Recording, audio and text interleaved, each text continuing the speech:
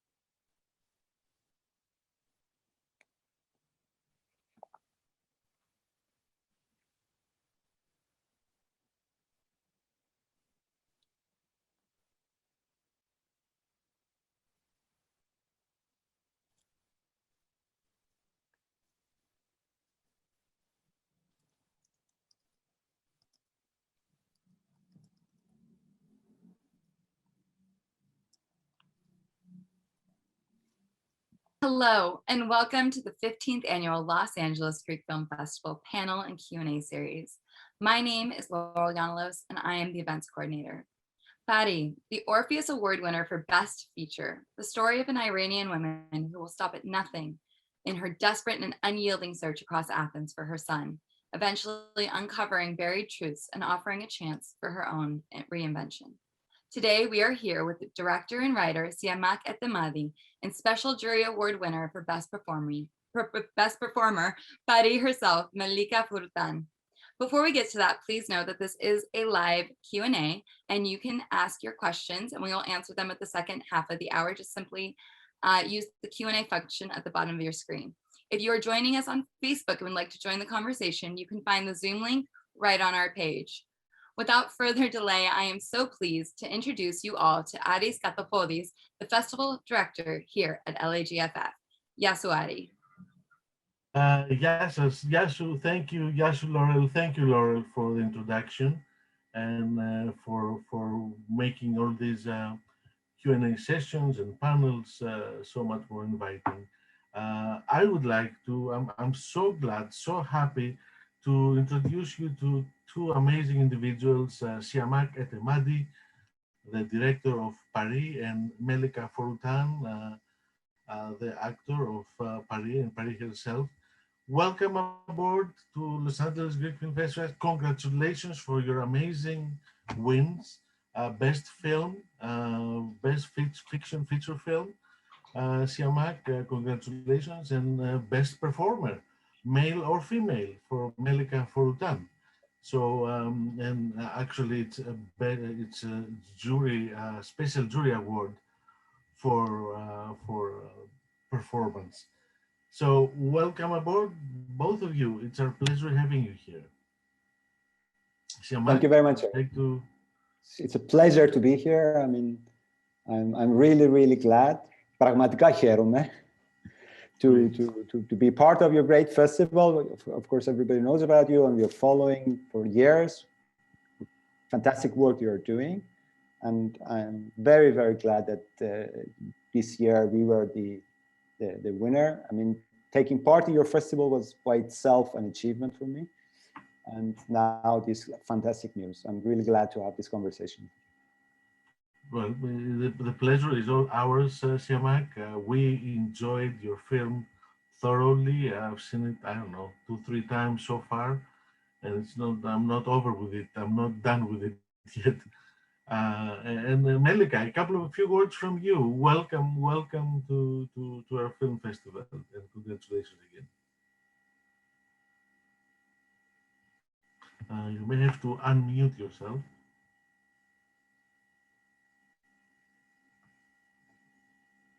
You didn't hear me? Yeah, now we can hear you. Go ahead. You didn't hear me before? So thank you very much. I'm very honored to receive this award. Makes me very happy. And it's nice to see Siamak here again. Congratulations, Siamak. Last time I saw you, we met at the Berlinale. Thank you very much, Iris, for inviting me. I'm very honored. Great. You're in Berlin right now. So Berlinale was right next door for you, right? I mean, Yes, but this year, as you know, all the festivals happened online. So there was Yeah. no Berlinale actually like we're used to it. Last year, it was the last time where we all met. But this year, it was as well online like all the other festivals in the Yes, last yes. year, unfortunately. These are indeed strange, different times. We all have to. One of the things that I said recently is that all we can do, all we do as a film festival is to experiment, risk, and adapt. That's all we can do right now, and we just hope for the. We're just looking, waiting, expecting to see what the scene is going to look like 6 months to a year from now.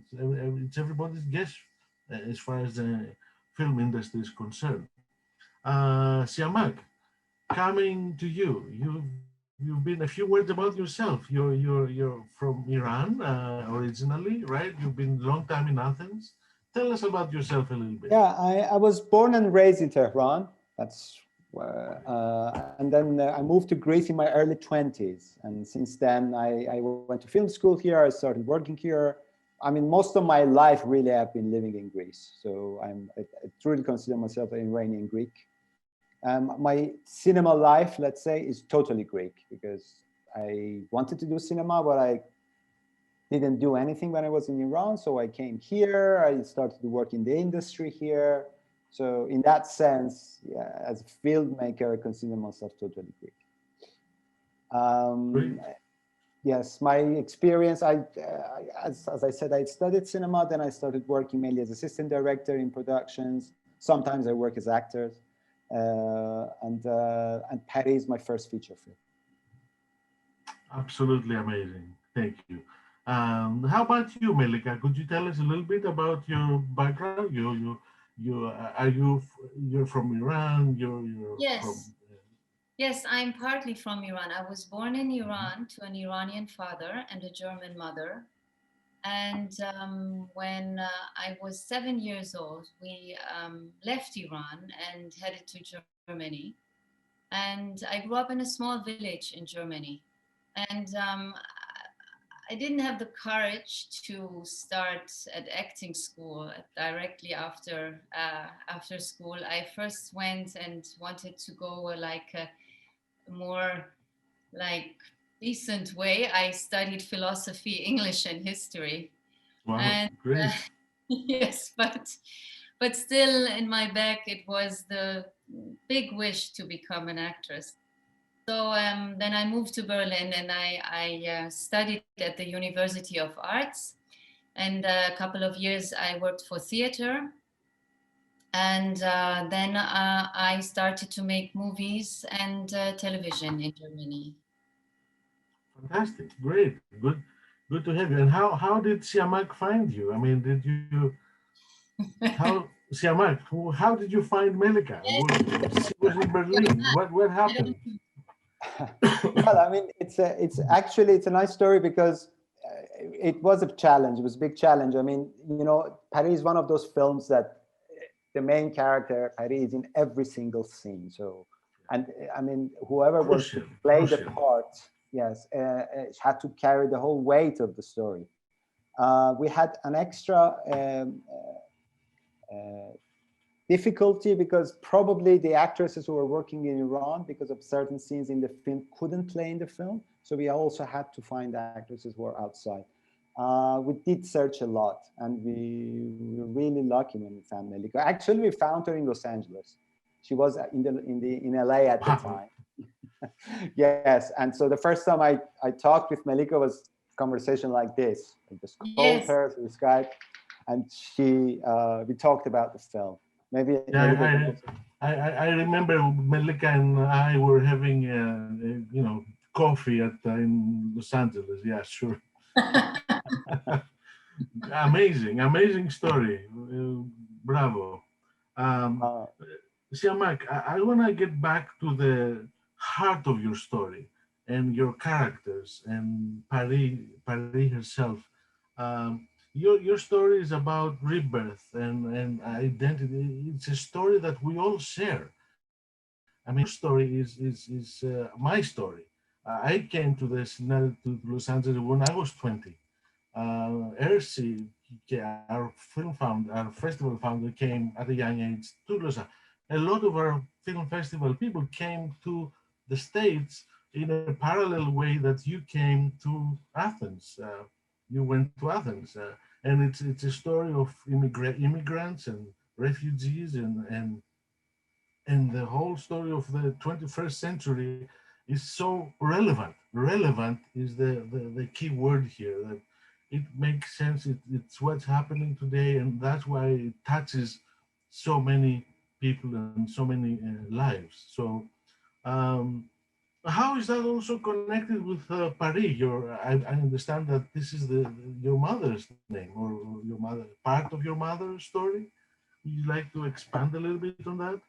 um, I mean, the story, I felt this is my first feature film, and I felt that there were like my own story was waiting to be told. At least this is how I felt. I felt I want to talk about things that I know as much as I could. So this experience of being born in another country and then living in another, and for me was central to the story that I wanted to look for. Um, the immigration, as you put it, is the story of our time for sure, but this is becoming more and more the norm and much less as an exception. People move a lot, and for me, it was never the main theme of the film, but it was obviously always there as a fact, because I felt that the story was a lot about searching for identity. And the elements that I found interesting is that when you lose layers of your identity that are very clear, like your country of origin, your mother tongue, even your identity as a father or mother, when those, because of circumstances outside your control, taken away, then what is left from the identity?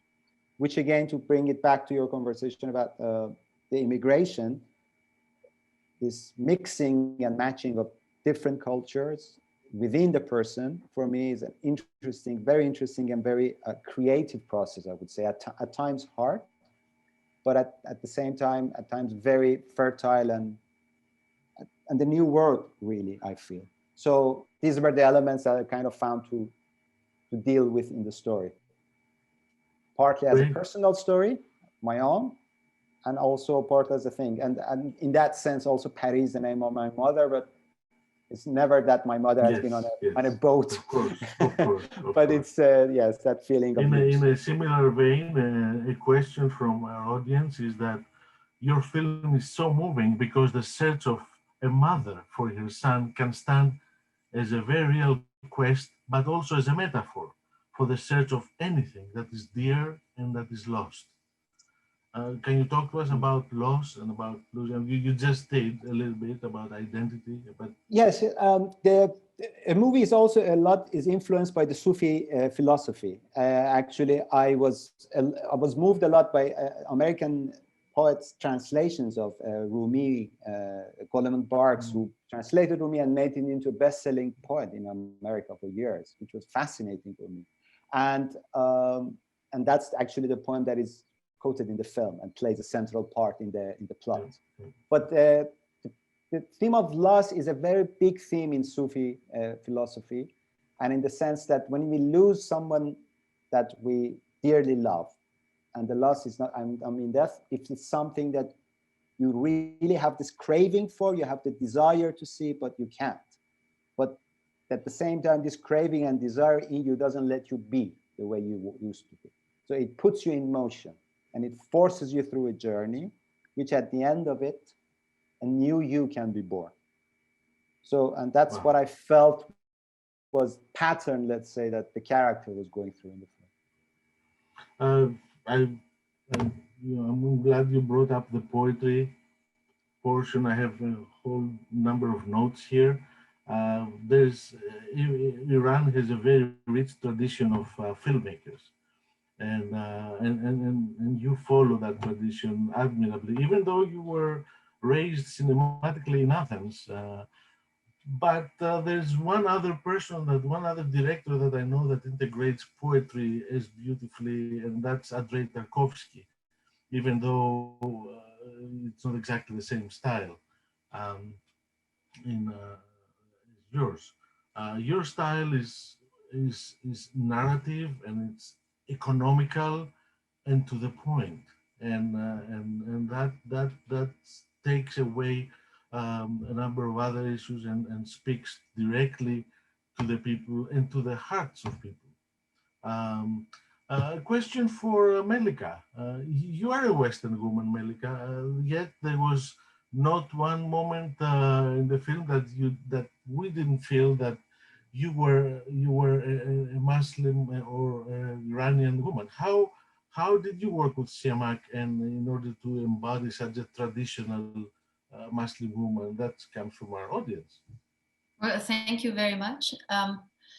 Well, it's a lot of Siamak's work, because one side of really like, which I really enjoyed with working with Siamak, is that he's very well prepared and very precise. So from the moment I knew that I will play Pari, we talked, and Siamak asked me to come 3 or 4 weeks prior to shooting to do a proper rehearsal. So there was a coach. She's an actress called Rezvan Zandier. She lives in Paris. She's an actress, but she's also a cultural coach. And we lived together in one apartment. And we got up in the morning and we made Iranian breakfast. And she learned my lines with me. And we cooked Iranian food. And we saw Siamak during the day for 3-4 hours. We were rehearsing. We showed him everything we were working on. And also Siamak asked me to have a coach who worked with me on my Farsi accent and on my Farsi with English, so that I had a real Farsi, because when I speak English, I have a German accent. So we had to work on that too. It was very well prepared, and I really enjoyed the rehearsals, because most of the time you don't have directors who give so much time for rehearsals. And during that 4 weeks, I also met all the other actors who came for auditioning, and we worked on the scenes with them. So this is one part. And the other part is I am a Western woman, but I was also raised partly in Iran. And I remember that my grandmother, for example, she always wore a chador when she was praying. So it was not so something strange for me, because I grew up with religious tradition also. And for that, it wasn't something completely new I had to learn. That was something in my memory back there, and with the help of Siamak, we just put it into the front, and that was very exciting and very good work. That was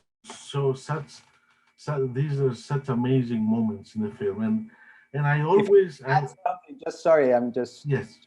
And because I just wanted to really say this, and I mean it, the dedication that Melika had, because it was, she, like, during those weeks and even afterwards, I mean, it was total dedication. I remember joking, sometimes I asked Melika to talk English with the Greek crew with the Iranian accent. And it was so funny because everybody thought that she always speaks like this. So, so that part, I think, was crucial at the time. Yes, and it's absolutely amazing. And also, there's this the stuff I'm looking for a film always are what I call magical moments. There are moments that stay with me for a long, long time. It's moments of unbearable beauty that stay with me, and I keep working over them. And if I get one or two of these moments in a film, I feel lucky. I feel I gained something. In this film, there are a number of these amazing moments. I've been to Monastiraki many times. I never seen it like that, with that black figure walking under the parapets and under the. I've never seen that lit as that. It's amazing work. But also, you see that with Melika's Chador, when she loses she keeps losing her pieces of clothing as she discovers things, as some of the stuff that she goes through are missing, are going away. But I noticed something else. There are two or three key moments that when she loses her chador I think that's the name, right? The black veil. When she loses that, it's her first major attempt to go by herself and go find with no husband. There's nobody there, just herself. She pays a price. She almost gets burned alive jumping over the fires in that amazing moment, which I don't know how you did that, Siamak. You have to tell us how you did that, how you were able to put together that amazing, beautiful scene. Then the second You want the truth? Yes. Well, the truth is that I had an actress who was so dedicated that I told her, look, we can do this through the stunt. We won't see the face. She said, I'll do it. And she did it, and she got burnt, actually. She fell, she had bruises, Wow. and she had burns, but she did it. So that's for you. Well, amazing work. It's a very important scene in the movie. It's a very important scene, and everyone was so dedicated in that night. I remember when the sun came up, we were all so happy because we looked at Siamak and he was happy because we had it. We had it on on camera, and I remember that morning, Siamak. Remember, we shoot it until 6 o'clock. The sun, Athens sun, came up, and everybody was so happy that it worked out finally. Amazing work. The second time that we see it's with the when she's so tired from walking all over Athens looking for her son, and she has to take. Melika takes off her shoes, Pari takes off her shoes, and her feet are bloody. Again, she lets go of her shoes after this amazing quest that she's been in. Her shoes are blooded, and then finally, at the scene of the attempted rape, when she pushes away the would-be attacker, probably sets the last patriarchal remaining thing. She does get traumatized again with the broken glass in her hand, and so we see that every time she makes a move forward, it requires tremendous courage and pain, and she pays for it. There's a cost for moving forward. Is that guys wanna elaborate on that, or am I just saying these things? No, that's true, but I think this is a question for Siamak, but he doesn't hear you, I think. Can you hear me now, Siamak? I do hear, yeah. Just the line was a bit slow. I think to the comment you made about the way the character changes through the film, which is all the scenes that you say. As I said, the idea I had in my mind was these layers of the identity that we have, and I felt that the Paris clothing was like a perfect metaphor for that. It was not so much commentary about the way a Muslim woman is dressed or anything. She could, as you said, she could have been from anywhere. She could have been from the United States. Then she would carry with her all the elements and characteristics that an American woman would have, or a Greek woman, let's say. So again, going back to Sufism, the metaphor they use that they say through these desires that we have, our character, like a wheat goes through the water mill, and all the elements of you that are not essential to your being and to your quest are like kernel will fall off. So this is the metaphor that we had in mind, that Pari, as she goes through the stages, and as you said correctly, there's always risk. In order to be free, you always pay a price. You get bloody, you get defeated, but then you get up again and you continue. Yeah. So at these stages of change, and she was paying the price, but at the same time moving ahead. Like that was the idea. Excellent. One main thing I wanted to mention about the work we did about Athens and the way it's depicted, because this is something that I was also very happy, because Athens is a city that I live in and I absolutely love. So it was, but some people felt that why are we showing this side of the city? But what I was trying to do, and for this I really absolutely thank my DOP, Claudio Bolivar, who did this. Another Spanish man who has been living in Greece forever. He's also Greek. Really? He's a Spanish guy? Yes. Really? But he's also Greek, really. I mean, and also the production team. We wanted to show the city in a cinematic way, which I think Athens is underused in that way. The city has immense potential to be cinematically interesting. And it has all those beautiful sites. Obviously, it's a beautiful city with all these ancient, magnificent sites, but it also has all these back streets and small places. And so there is a huge potential there for filmmakers to really use the city, I feel. So we did it for our story, let's say, but there's a lot more that can be done. I'm glad you did that, Siamak, and I totally agree with you, and I'm so glad that you did it so successfully, and so that kind of opens the way for other filmmakers to feel comfortable with showing the cinematic aspect of Athens, and yes, the underbelly, but it's so exciting, so vibrant, so alive. That you feel that a lot more than a postcard look of Sunio and the temple of Poseidon. It's everything is there, right? It's all part of Athens, right? Yes, exactly. Exactly. I think we understand each other. Yes. So you made also another actor that plays with is in your film, Argyris Pandazaras. He's a very successful Greek actor. How was your work with him? How did you guys work together? Again, I don't want to be typical, but I really have to thank Melika for a lot of these collaborations. She was there, as she mentioned, even during the process of choosing the actors, because I knew that Pari is the character that always interacts with these people.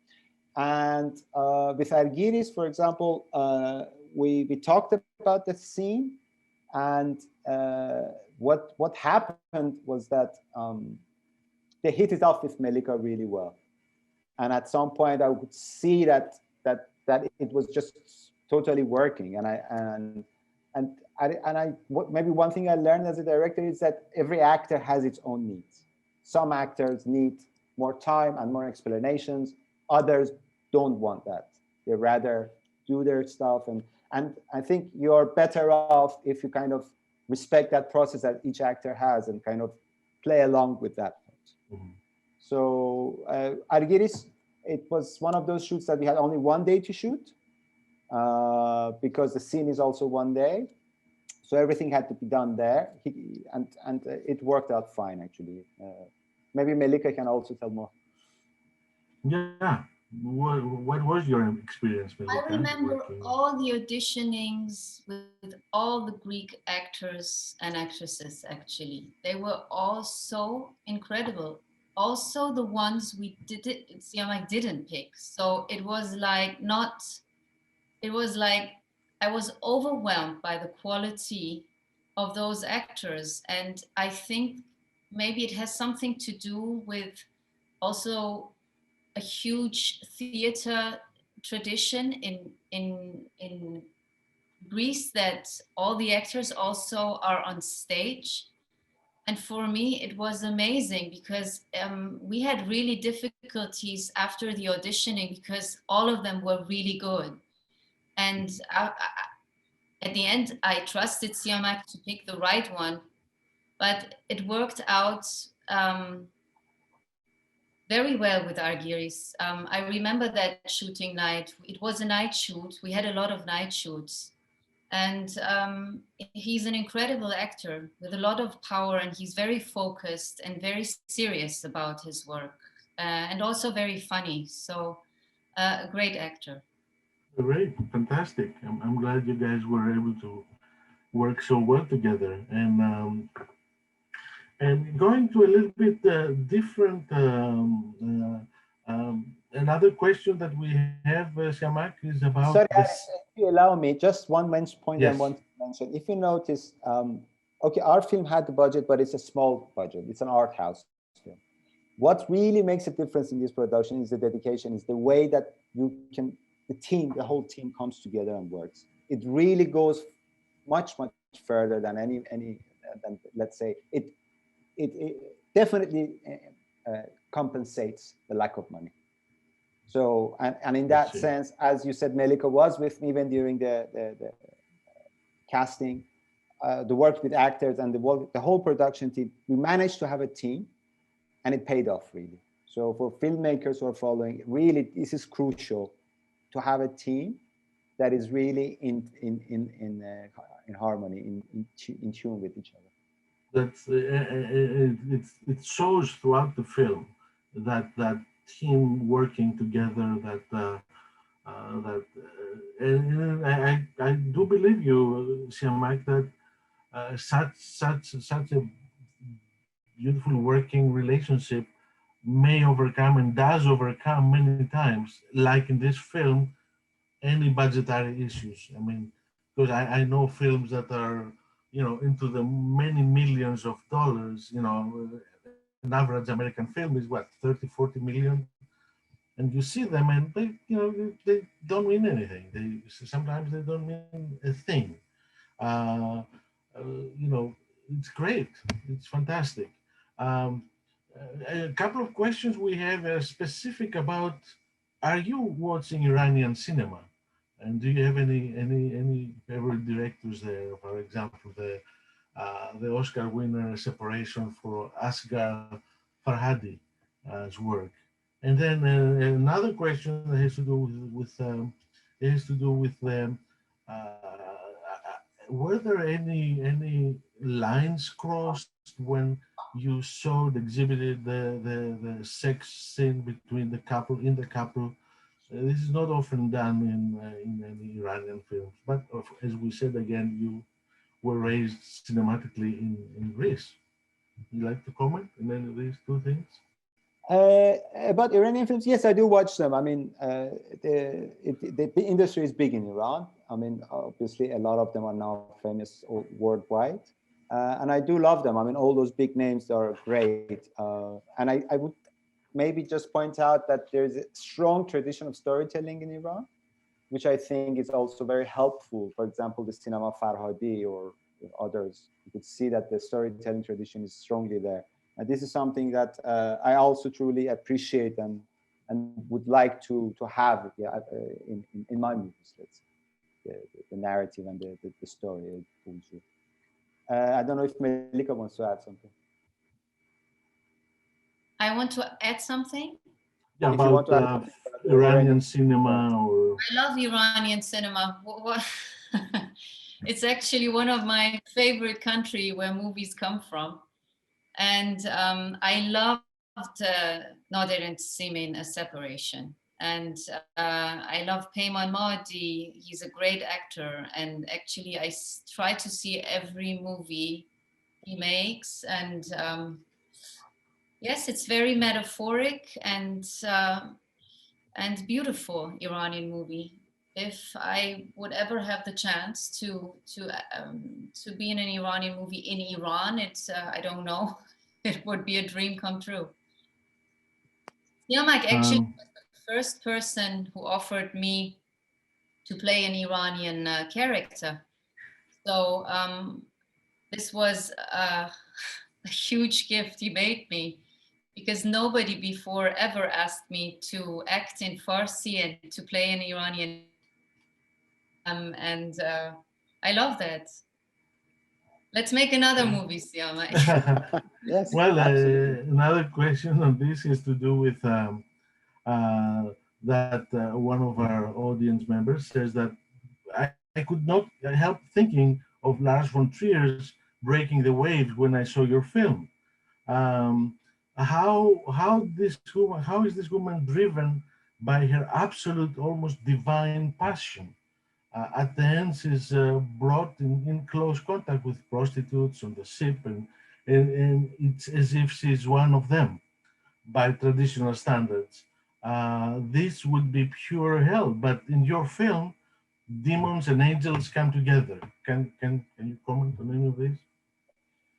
Uh, it's I mean, as you said before, like every stage when Pari, what she goes through, she loses something and then she gains something, and I felt that was the thing that I wanted to have the whole through. I didn't want any character to be totally good or totally bad, and that extended to all the situations as well. Maybe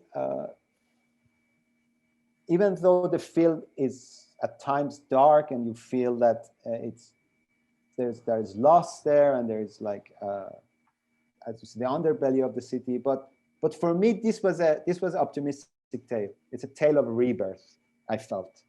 So, and I felt in this story, and again going back to the Sufis, there is this notion of providence that I don't want to use it in overt religious terms, but there is this thing that once you are true to this call that comes from within you, even though you can go through hell, still there is this protection around you, and it will take you somewhere. So in that sense, I always felt that there is this protection around her, and also I didn't see her as a sacrificial figure at all. It was all about her rebirth. So I didn't want that to be part of, which could be another story, let's say. Fantastic stuff, guys. Thank you. A couple of words about the production team. I noticed it's a co-production between France, Netherlands, Bulgaria, and Greece. And Greece is a very well-known friends of ours, Heretic, and Konstantinos Kondovrakis and Yorgos Karnavas and Elista. These are all, we've worked with these guys many times as a festival, and they keep doing amazing work day in and day out. How was this collaboration with the other three, France, and did you shoot stuff in Bulgaria, for example, in the studios, the Boyana studios there, or not really, or was it purely a financial arrangement? No, the co-production, I mean, the main country was Greece. Greece is the main producing company, a Heretic, as you put it. But then there is this European system where other European countries kind of chip in. What happens, like in our case, there was like Bulgaria, Holland, and France. Later on, Switzerland also got involved. But what they do is basically you go through financing there, and usually what happens is that the money that is raised there is spent there. Now, and that sometimes it's shooting. We didn't shoot anything outside Greece. All the was in Greece. But we did our sound post-production was done in Holland. Our image post-production was done in France. This is a system that has been quite successful actually in Europe. A lot of films are being produced with this thing. So you find some money in your country of origin, and then other countries chip in, and the movies happens. Were you able to book some of the ECOME incentives?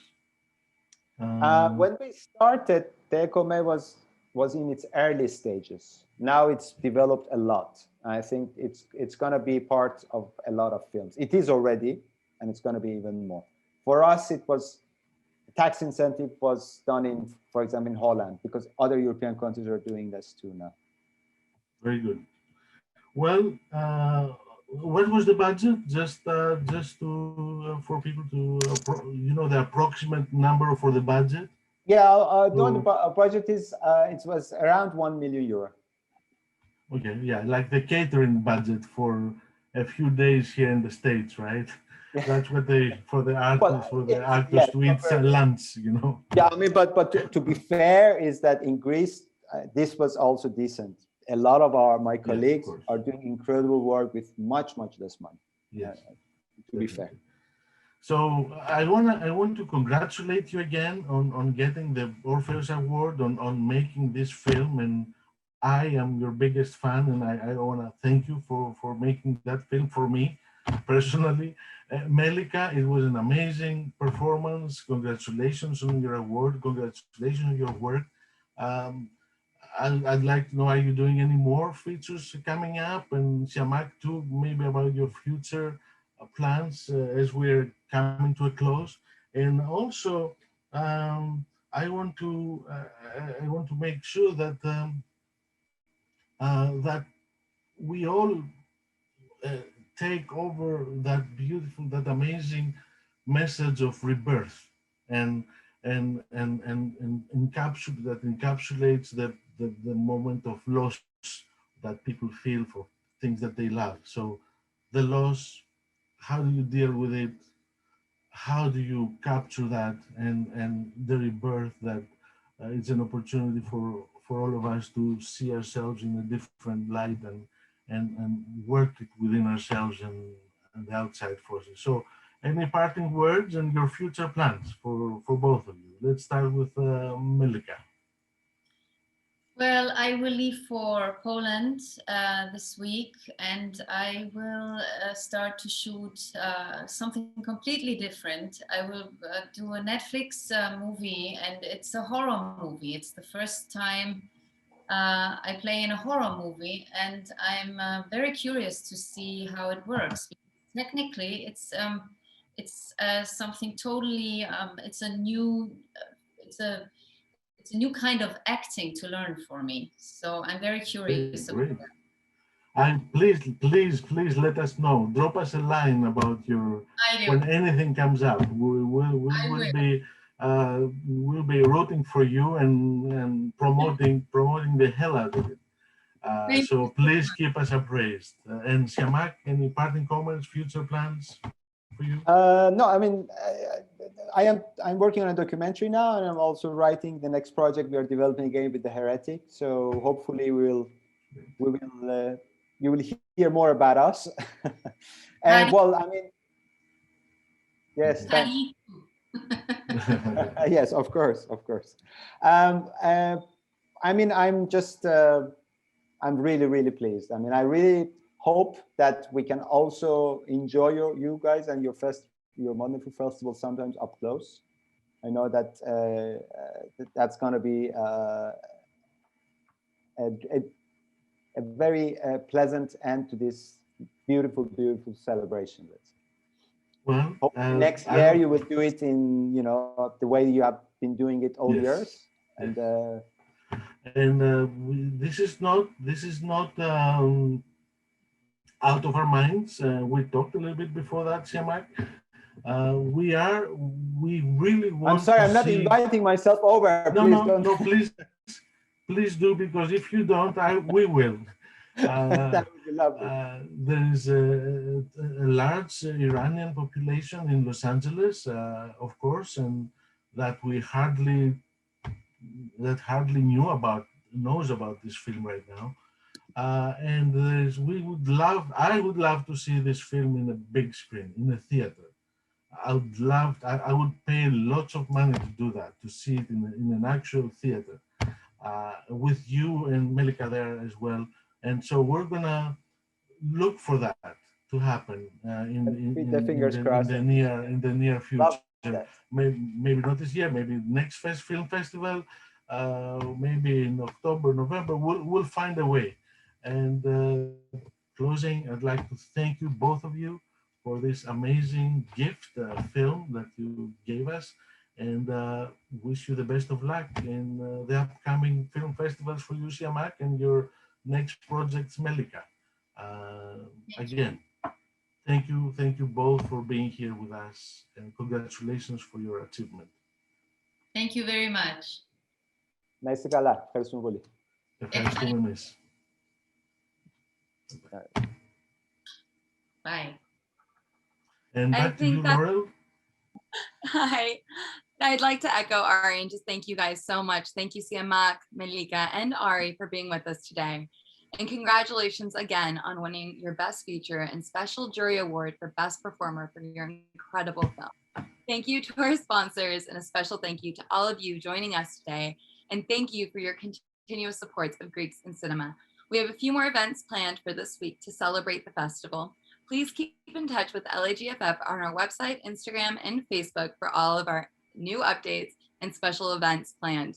We will see you soon. Yes, us for now.